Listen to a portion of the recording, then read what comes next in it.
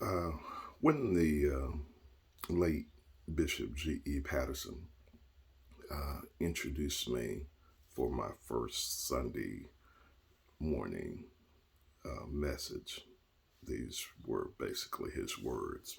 It's on YouTube. He said that he noticed that I had a different approach to the ministry. And he said, God doesn't make carbon copies. He said that he was leery of carbon copies. God's the one who designs the patterns. So that's the name of this. God designs the patterns.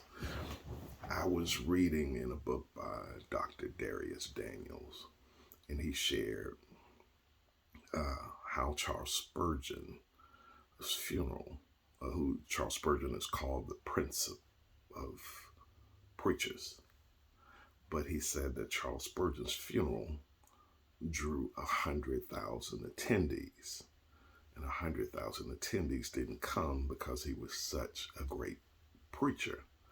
He said they came because Charles Spurgeon put out content. He wrote, and Spurgeon's being talked about as the Prince of Preachers because he wrote, and they're still talking about it many years later, where there were some that were potentially better preachers at the time. They just didn't put anything out.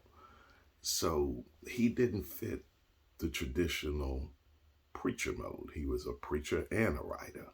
It's as if once you become a preacher that you can't be anything else. And sometimes when you're gifted in another area besides preaching, they'll make you feel like you're born out of a season. They'll treat you like Rudolph. They won't allow you to play any of the reindeer preacher games. But, they shun you. And then Dr. Darius Daniels said that he was a thinking preacher. I grasped that. I mean, I don't feel like I'm limited to just speaking about ministry. And that I don't feel like that's a slight. It makes me different. Sometimes doesn't allow me to fit in. But then Dr. Darius Daniels also went over the uh, amazing the late Dr. Miles Monroe, how Dr. Miles Monroe could go in and speak at a big church and then the next day go in and speak at a large corporate company on business matters. So he, some people own their patterns. When God gives you in another area, doesn't mean that the masses will clearly adopt. Excuse me, I forgot to ask you a pardon for that. It doesn't mean that the masses will love what you do. Sometimes you'll stick out like a sore thumb, but God designs the pattern. Own your pattern. And that's where sometimes I've been even put into shame because I'm not like everybody else. And that's not making me great or sound like anything. It's because I write, I put out content. That's frowned upon. But I've seen guys slowly do that. Uh, Dr. Patrick, Bishop Patrick Wooden is starting to put that out. Bishop Elijah Hankerson is sharing a lot. And God knows Elder Mark Moore has found his niche.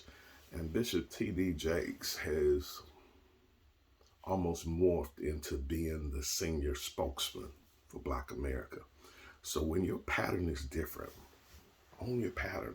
Stop allowing people to shame you out of the pattern that God blessed you with that will make your life blessed. You're not like the rest of the pack. You're not part of the bunch. You're not part of the fold. You're not a part of the clique, a part of the club,